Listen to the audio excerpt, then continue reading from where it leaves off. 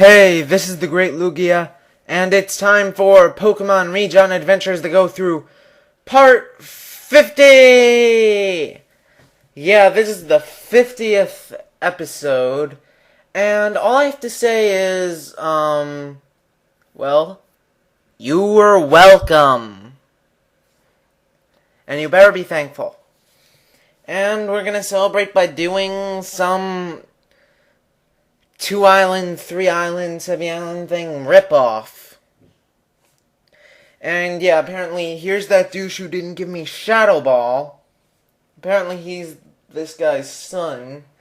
And they mentioned something about how their sister or daughter or whatever is in the haunted forest and she was supposed to be back a while ago.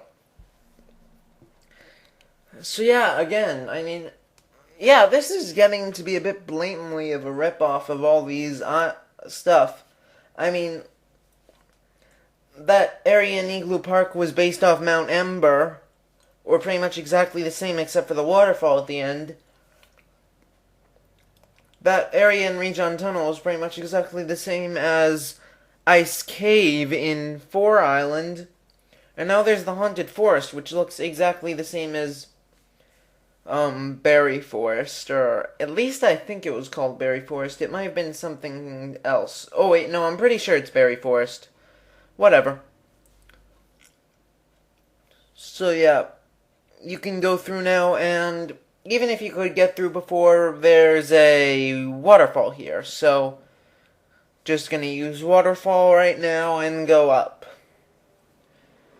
And apparently there is some, I forget the word. Oh yeah, there's some group of Team Rocket people. This is also based on the battle at 3-Island with all those bikers. I think they call themselves like the Kanto Biker Gang or something like that. Very similar. And basically, yeah, they're all pretty much weak. Because they're Team Rocket, and Team Rocket's always weak. Prepare to lose my Pokemon. Yeah, I'm really gonna lose my Pokemon to some grunt who has a coughing. Also, I was gonna switch to Furret, but I forgot. So basically, yeah, I'm leading with Aerodactyl all these battles. Because, you know, you can't switch, you have to do all the battles in a row. And Rock Slide doesn't quite KO, but I actually get a flinch, which is nice. And I just decided to finish it off with Strength because I feel like it. And now he has a Grimer. I just go into Furret because Furret's cute and very awesome. It would have been even awesomer.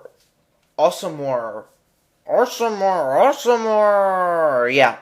It would have been even more awesome with Shadow Ball, but unfortunately, yeah, that gym leader's a douche. And so I'm just gonna finish it off with another return. KOing the Grimer, which is full of grime. And yeah, basically I'm just battling all these Team Rocket grunts. Nothing really special, unfortunately. But it certainly beats last episode by a fair margin.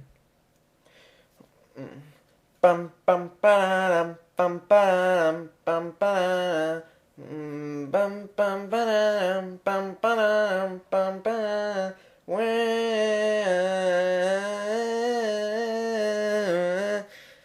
Bum bum bum bum. Hold on one sec. Tranquilizers. Yeah, that's what happens when I stop talking too much in the narrations. I start thinking of Heart Gold, Soul Silver.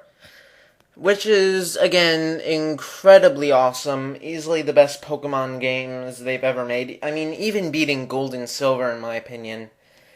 I mean, they just gave it so much more. And it fixed my biggest problem with Fire Red and Leaf Green. I mean, there my biggest problem was, aside from the Sevi Islands, everything was exactly the same. It didn't feel like a new game. It felt like an old game being played again, just with better graphics. I know that's technically what an enhanced remake is, but it had, like, no changes. And I wasn't a huge fan of the Sevi Islands either, so that certainly didn't help. I mean, they were alright, certainly better than no post-game, but whatever.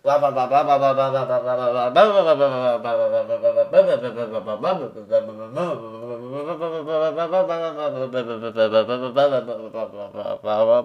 blah. And yeah, some more blah blah blah. And they actually mentioned something useful. The route to Johto is now open. Actually, speaking of Heart Gold Soul Silver, Johto's open. And yeah, we'll be heading there next episode to meet up with Red, my father. No, not Red, the guy in Gold, Silver, and Crystal, the other Red. Alright then, guys, I'll see you next time for episode 51. Hooray!